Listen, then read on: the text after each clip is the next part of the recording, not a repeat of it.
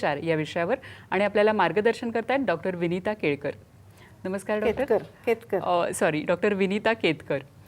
Doctor, आपण गुडघेदुखीबद्दल बघितलं, मानदुखीबद्दल बघितलं आणि कंबरदुखीबद्दल पण माहिती करून घेतली. आता आमचे जे दर्शक आहेत त्यांना जर ही ट्रीटमेंट घ्यायची असेल तर त्यांनी कसं अप्रोच करायचं आणि कुठे ट्रीटमेंट ही उपलब्ध आहे? बरोबर. सामसंजीवनीच्या सगळ्या दर्शकांना एक तर मी पहिल्यांदा नमस्कार करते आणि मी पहिल्यांदा सुरुवातीला सांगितल्याप्रमाणे की शेतकरी, कष्टकरी आणि कामगार वर्गातल्या सर्व बंधू भगिनींनो ही थेरपी सगळ्यात घ्यायला अतिशय साधी, सरळ, सोपी असल्यामुळे तिचा प्रसार व्हावा अशी आमची इच्छा आहे. आणि ही जर घ्यायची असेल तर माझा नंबर मला वाटतं खाली स्क्रोल होतोच आहे. तर नंबरवर संपर्क साधायचा आणि तुम्ही एक्सरे काढले असतील, MRI काढले असतील किंवा डॉक्टरांकडनं काही तपासण्या केल्या असतील तर ती सगळी मेडिकलची फाईल घेऊन तुम्हाला पुण्याला जो पत्ता आता दाखवला जातोय उन्नती योगोपचार केंद्र, शिवाजीनगर, पुणे, इथे यावं लागेल.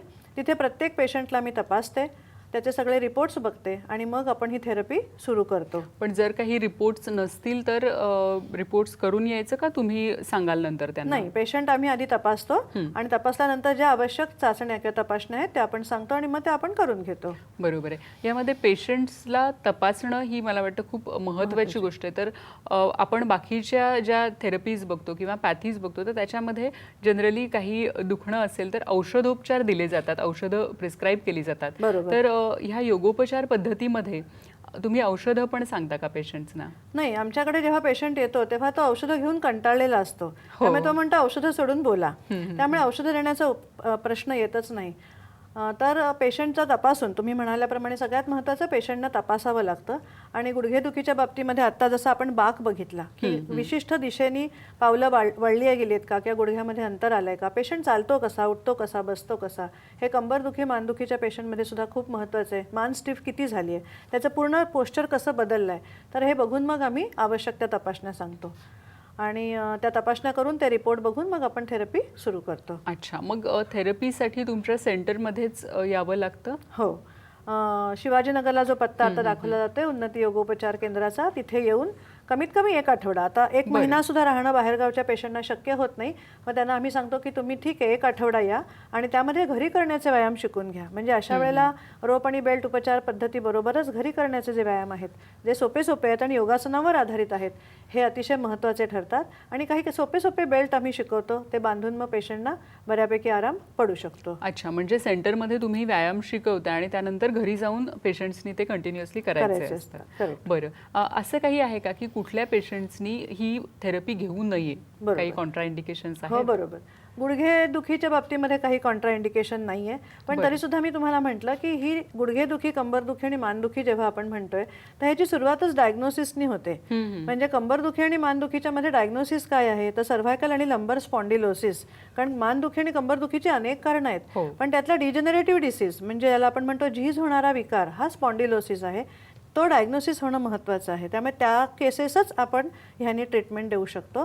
तसंच गुडघेदुखीसाठी सुद्धा खूप कारणं आहेत, पण त्याच्यामध्ये ऑस्टिओआर्थरायटिस ऑफ नी जॉईंट असा त्या केसचा डायग्नोसिस असतो आणि हा आपण पेशंट तपासून, पेशंटचे रिपोर्ट बघून, एक्सरे बघून किंवा काही वेळेला MRI बघून, ऑस्टिओआर्थरायटिसमध्ये खरं तर MRI लागत नाही, पण पेशंटने जे काही रिपोर्ट आणले ते बघून डायग्नोसिस नक्की करून मगच आपण त्याची ट्रीटमेंट सुरू करतो. नक्कीच डॉक्टर, आपली वेळ संपत आली आहे, पण जाता जाता सगळ्या प्रेक्षकांना हे सांगा की ही जी पद्धती आहे ही त्या मानाने नवीन थेरपी आहे आणि ह्याचा प्रचार आणि प्रसार तुम्ही कसं करताय? बरोबर आहे.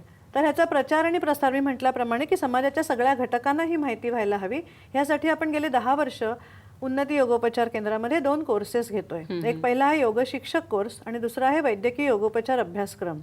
आणि मला सांगायला अतिशय अभिमान वाटेल की आमचा जो योग शिक्षक कोर्स आहे ते योग शिक्षक वैद्यकीय भाषा बोलतात, वैज्ञानिक भाषा बोलतात. म्हणजे योगशास्त्र हा काही चमत्कार नाहीये, ते एक शास्त्र आहे आणि म्हणून त्याचा त्याप्रमाणे प्रसार केला जातो. तसेच वैद्यकीय योगोपचार हा डॉक्टरांनाही शिकवला जातो किंवा तज्ज्ञ योगोपचार शिक्षकांना शिकवला जातो आणि ते समाजाला जास्तीत जास्त मदत करण्याचा प्रामाणिक प्रयत्न करतात. तर असा हा अभ्यासक्रम आता 20 जूनला सुरू होतोय आणि 4 महिन्याचा कालावधी आहे आणि त्याच्यासाठी माझ्याशी जरूर संपर्क साधावा आणि त्यासाठी ॲडमिशन घ्यावी. नक्कीच डॉक्टर, आपले सगळे दर्शक आपला कार्यक्रम बघतायत आणि 20 जून रोजी मॅडमचा कोर्स सुरू होतोय आणि मॅडमचा फोन नंबर आपल्याकडे आहेच.